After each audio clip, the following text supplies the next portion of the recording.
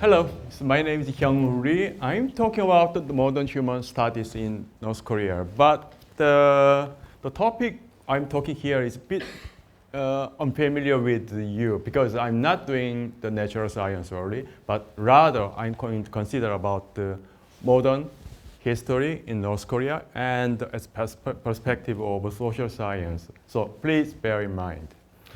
So North Korea archaeological condition, when we consider that, the size of number of archaeological sites is not a big deal. Only around 50 archaeological sites is founded.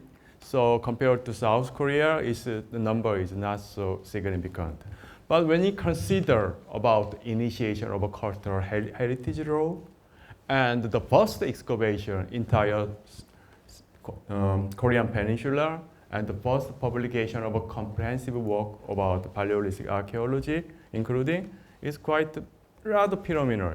So Paleolithic archaeology in North Korea is got something. But we have to talk about North Korea itself. Normally, people say North Korea is a bit impossible country or like abnormal country, normally people say. But however, you have to bear in mind that North Korea is persisted without any crisis for 75 years, without any crisis at all. So when you look at the North Korea in Western or normal people's eye, can't understand that. So how to understand the North Korea? It's the best way to do is North Korea's collective identity. We have to find out. So various authors to find out North Korea's collective identity with some few keywords such as this. So the first one is Japanese scholar Wada Haruki. North Korea is simply say it's like a guerrilla state or partisan state. And other people like Myers call this Koreanist race. And including me, I'm considered a land of bloodline. So I use this keyword and illustrating North Korean Paleolithic site and human evolution as well. The first one is a partisan state. Probably you are quite not understand why North Korea is partisan state because North Korean army is 1.2 million, actually more than 1.2 million regular army. Why is the irregular army partisan state? But when North Korean people consider the partisan state is glorious and it is history of the North Korea. To understand the characteristic feature is of course is Kim Il-sung right here because Kim Il-sung 1930 in Manchuria he joined the Red Chinese Army first, and he made several battles, and a few of them was quite successful against the Imperial Japanese Army, and then he finally settled down 1940 in Russian territory, it's a Soviet territory. So core of legacy created by Kim Il-sung in the 1930s is simply to say anti-Japanese sentiment. But the question is, the anti-Japanese sentiment, where it came from? What is that? And why is it so important? But we have to understand about history about 1930s. There is two big instances, is Manchurian instance and the second Sino-Japanese War. At that period of time, there is a Kim Il-sung and the Kim Il-sung unit made a battle around here. And at the same time, the one interesting point is that the Manchuria is not only the battlefield, but also many Japanese civilian and the research team investing a lot of time and energy in Manchuria. The one of the team is archaeological unit excavated suddenly, all of a sudden, found called Dongguanjin. Actually, it is accidentally founded because the site is not inside of Manchuria, just outskirts of Manchuria is Korean territory. They found this artifact. The first time the Japanese scholar is quite bewildering. What is that? Because big region is either South Korea, North Korea, and Japan, there is no report for the Paleolithic site at the time. So there is some debate, but some scholars reject about the presence of a Paleolithic site. But some of them is accepted, actually. But the key thing is the two element is actually the Kim Il-sung and the Kim Il-sung unit in the 1930s and the Dongganjin site. Actually not relevant at all. But this is finally two events are very skillfully linked together. North Korea always denied everything Japan did in the 1930s. Some Japanese scholars reject the presence of Dongganjin. Also, this is the target of the thing because anti-Japanese sentiment is still working. So one of the examples is this one, because currently this time North Korea and the South is a bit tension, so it's not very good mood. But remember, a few years ago, it happens. South Korea, North Korea meeting together and made some kind of health summit. And even North Korea and the United States made a summit. But you should remember that never been meaningful summit between North and Japan ever for 70 years. So North Korea always the best most important collective memory is think like 1930s Manchuria. It's still in mind. So when it become the partisan state in North Korea, actually not the 30, not the 40, not the 50, actually 60. Purge after purge, most 20 years, about 20 years purge, his power is consolidated, and then finally the significant change is begin. At the time, the 1960s, tension internationally is not so good. I mean, North and USA, North and South is naturally hostile. But North and China, North and Soviet Union, it was not so good. So North Korea is isolated, and North Korea consider is still quite in danger. So they are considering internal matter as well. The name is called Book Arrangement Campaign. The sound is like quite benign, it's nothing. But it is quite a serious uphill. Oh Kyung-suk said, if society can undergo significant uphill into a completely different form of in a short period of time without large-scale rebellion, North Korea 1960s are representative case. 1960s, when you look at the archaeological journal, there are several archaeological journals in North Korea. All of them is 1967 suspended, is banned. So banned for 10 years, no periodical journal is not allowed there. One journal is started publishing again, but it is not the archaeological journal, it's a historical journal. The proper archaeological journal is right here, so 86. So in total, 20 years suspension is made there. And then during this time, almost every archaeological perspective and human behavior studies are changed.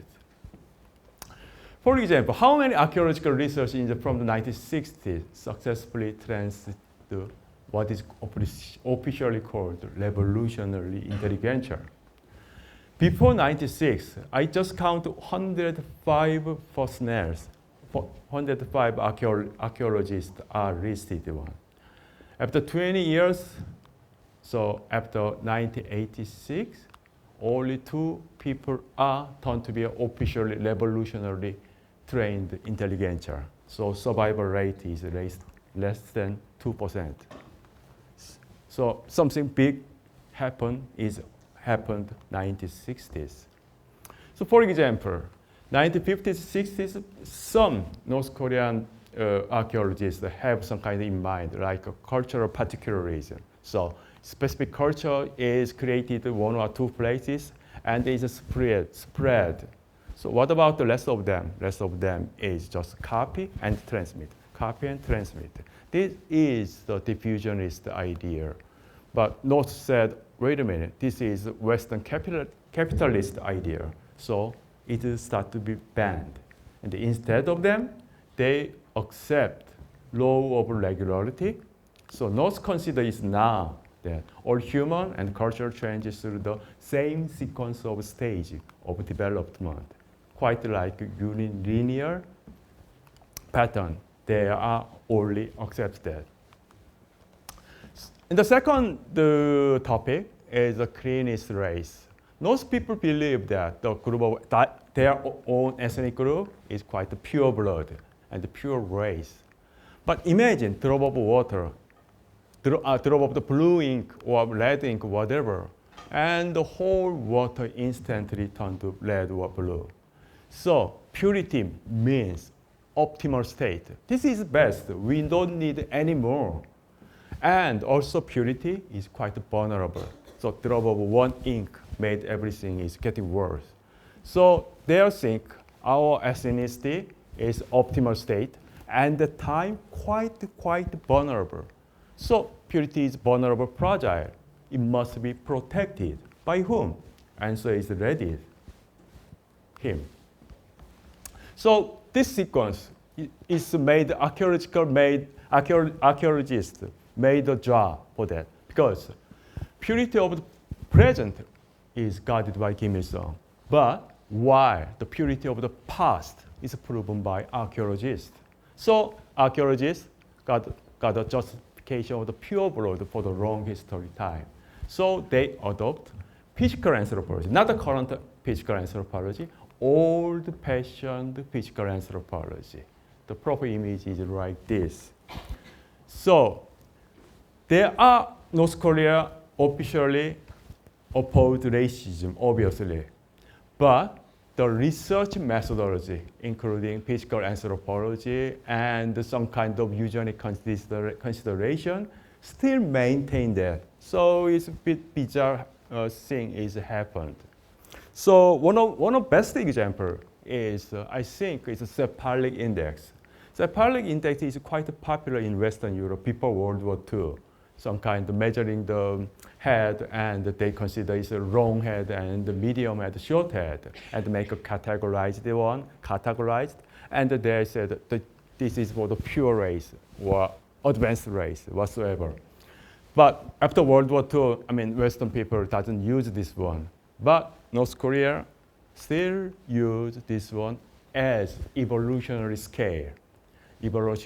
So applying that, they claim that sort of things. So modern Korean is short-headed, but the ancestor hominins, Neanderthals and Homo erectus sort of thing is they insist long-headed one. So we can say the evolution of a time scale and the evolution of a human lineage is a bit different explanation is happened in North Korea. And the last one is the land of bloodline. Actually, Kim Il-sung is passed away decade ago, but he is still ruled the country, officially ruled the country. His title is Juseo. It's never ever given to other people. He is still ruled the country. And so I can say North Korea is, owned by Kim Il-sung. But what about the ethnic group? Kim Il-sung ethnic group is official name. It is not an honorific for the supreme leader. It is official term. So that means whole ethnic group is owned by Kim Il-sung. So our country's ethnic group, as a Korean, maybe people consider it 1,000 years. So 1,000 years heritage, 1,000 years bloodline is quite related to Kim Il-sung. But he is happy? Not yet. He wants even more. Only 1,000 years is not enough. The bloodline dates back to Paleolithic period of time. The space is quite limited. They only count in North Korean peninsula, not outside, but time is infinite. They consider that the rather a million years lineage is there consisted. They are insisted. This is normal. Normally we consider about the human evolution tree. So because it is, we can say the tree because evolution is diverse, make like 3 branches. So it's a cladogenesis pattern exactly. But North Korea believe not that kind of thing, not that kind of cloudogenesis, but prefer like unilinear pattern. So their bloodline persistence is, when I summarize it one, this one. The lower Paleolithic, there is genus Australopithecus and Homo habilis, Homo erectus. And the middle Paleolithic and upper Neolithic, even currently, all human and all cultural matter are persisted one single directional, not that kind of one, not that kind of trees. So when you consider about episode one, it's episode one. I mean, it's the first hominid expansion into the old world. Normally, people consider it's about 2 million years ago, the Homo erectus or Homo ergaster, or some equivalent species spread from Africa and all over the world, all over the world, not all over the, it's on the old world. What about North Korea's idea? North Korea admits that, okay, people starting from the Africa and the spread all over the world is okay. But they said that not only Africa is the origin place, several other places could be the origin places. So they represent site name is Gomummoru site right here. This is excavated in 1977 and carry on the excavation. They claim that this is dated 400 to 600,000 years ago on the basis of animal fossil.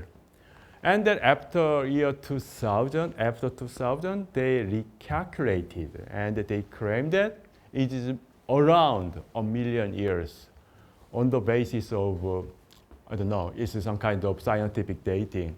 So they consider this, even though they couldn't find any human fossil, but they said the artifact and there is a circumstantial evidence.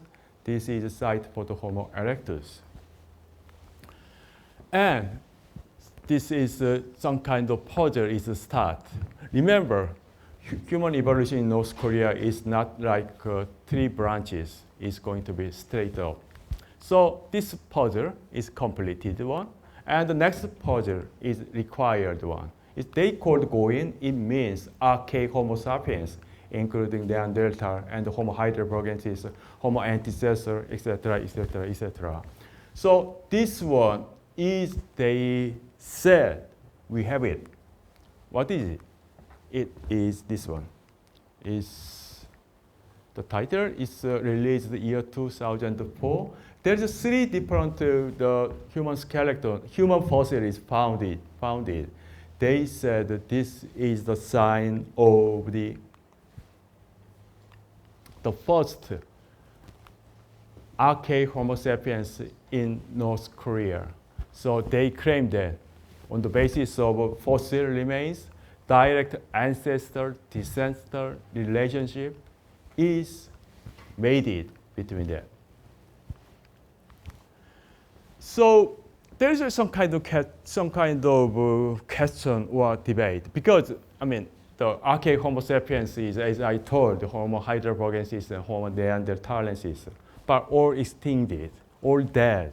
So how to make some kind of link between that one and Homo sapiens? North Korean people got a brilliant idea. They said archaic Homo sapiens probably divided into 2 types, typical one and atypical one. Typical one is, as we know, Homo heidelbergensis neanderthals is extincted. But atypical one is survived because they are superior. So again, this heritage or bloodline, whatever you prefer, is carried on. So this one is not extincted. This is related to the next level, Homo sapiens. So this is the Homo sapiens list about North Korea. North Korea considers that there is they have largest collection of modern human fossils remains. This all of them is Homo sapiens. And this one is archaic Homo sapiens. They said the Hwade people, the initial archaic Homo sapiens is continued to the Yokpo people and the Dokjeon people. So this is early version, this is a later version. So again, the persistency, the bloodline persistency is still, we can see that. So what about the North Korea's idea between three models about the event of the modern human dispersal? So maybe this one is rejected, of course. And what about the assimilation idea? Recently, I mean, it's quite popular now in these days, but North Korean people consider out of Africa theory and assimilation theory is not debatable. They only consider about the multi-regional idea. Once in Africa, whatever somewhere else, Homo erectus or equivalent to Homo erectus is spread all over the world and then turned to be the modern human. They like that. This is a multi-regional idea, but the multi-regional idea they prefer is not the conventional one. Please bear in mind that. Because in terms of a multi-regional idea, the region is like this, like a continent. But North Korean's multi-regional hypothesis is not a continent. It's only Korean Peninsula. So it's quite different. So they said North strongly material is Homo sapiens evolved directly from archaic Homo sapiens. So this is the whole idea is they are still persisted. Probably you looks quite bizarre is why they insistently, continuously claim this one. So it is again, I can make a conclusion there. So to understanding the perspective, it is crucial to recognize North Korea's collective identity again, like partisan state and the Koreanist race and the land of bloodline. Once you understand this one, the rest of them is quite understandable. Thank you.